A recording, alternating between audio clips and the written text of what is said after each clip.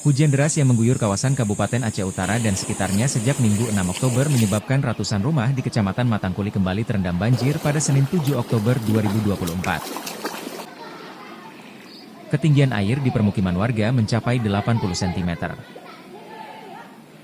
Banjir ini merupakan banjir susulan, setelah pada hari Jumat 4 Oktober lalu, banjir merendam ratusan rumah warga.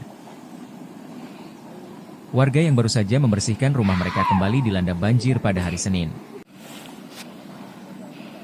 Banjir kedua kalinya dalam bulan Oktober ini, akibat meluapnya dua sungai yakni Sungai Puto dan Sungai Kereto.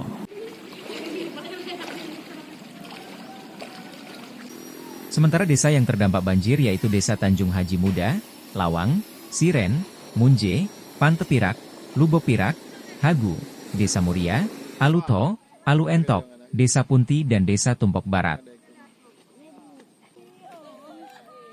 Tim Liputan Aceh Video.